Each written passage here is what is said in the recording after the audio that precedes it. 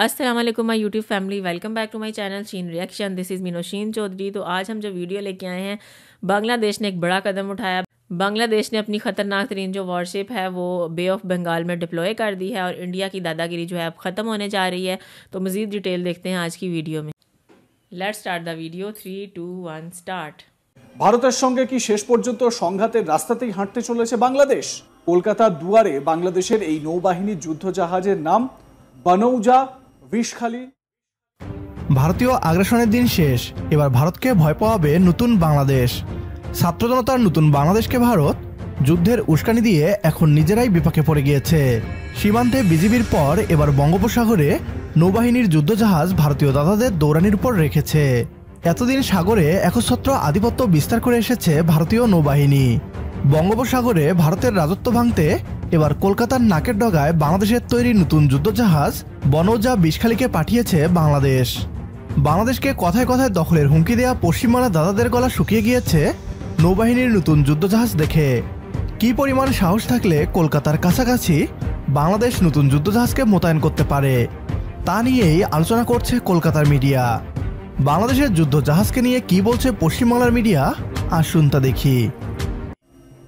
অন্তর্বর্তী সরকারের আমলে পাকিস্তানের সঙ্গে প্রতিদিনই সখ্যতা বাড়ছে বাংলাদেশের। এদিকে ভারত বাংলাদেশ সীমান্তে কাঁটাতারের বেড়া দেওয়াকে কেন্দ্র করেও তৈরি হয়েছে অশান্তির পরিবেশ।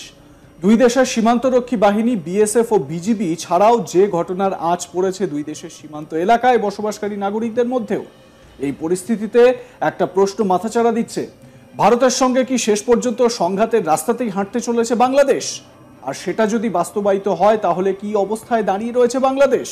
বর্তমানে বিশ্বের চতুর্থ শক্তিধর সামরিক দেশ হিসেবে উঠে এসেছে ভারত, কিন্তু বাংলাদেশের অবস্থা কি? আমরা আলোচনা করছি বাংলাদেশের নৌবাহিনীর একটি নতুন যুদ্ধজাহাজের কথা। কলকাতার দুয়ারে বাংলাদেশের এই নৌবাহিনীর যুদ্ধজাহাজের নাম বানৌজা বিষখালী।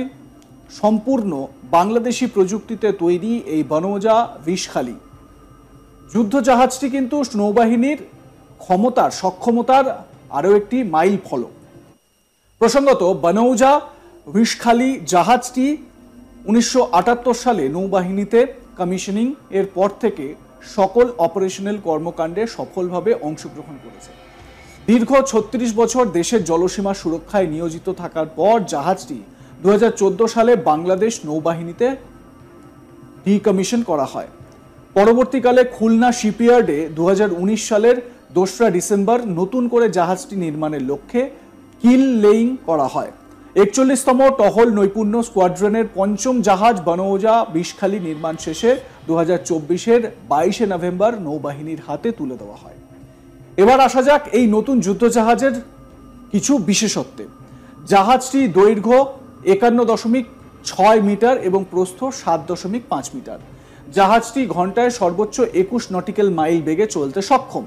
জাহাজটি আধুনিক প্রযুক্তি সম্পন্ন এবং একটি 40 মিলিমিটার বরফ গান, দুটি 12.7 millimetre heavy machine gun, mine laying rail, অত্যাধুনিক surveillance radar, GPS, echo sounder system সহ বিভিন্ন ধরনের যুদ্ধ সরঞ্জাম আদিতে সুসজ্জিত।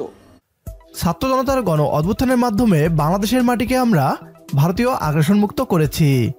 এবার ছাত্র জনতার সরকার বাংলার সাগরকে ভারতীয় আধিপত্য মুক্ত করছে।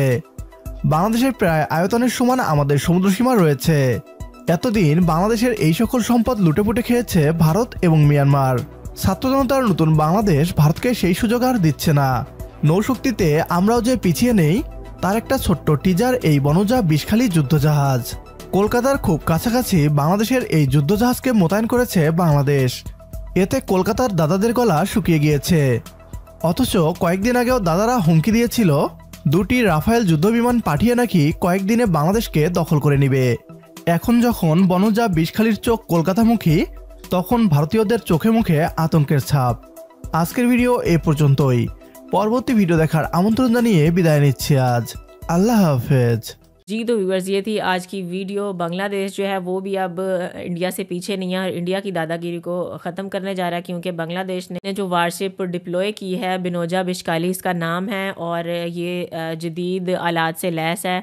तो इंडिया की दादागिरी यहाँ पे ख़त्म होगी, क्योंकि बांग्लादेश जो है अब इंडिया से डरता नहीं है, बल्कि इंडिया को भी खुलेआम जवाब देता है। तो ये थी आज की वीडियो। बांग्लादेश ने अपनी ख़तरनाक तरीन वारशिप बिनोजा बिशकाली को बे ऑफ बंगाल में डिप्लॉय कर दिया है, और भारतीय वेस्ट बंगाल का मीडिया अब रो रो के ये बता रहा है कि बांग्लादेश हमारे ख़िलाफ़ एक्शन ले रहा है और हमारे ख़िलाफ़ उसने वारशिप यहाँ पे लगा दी है।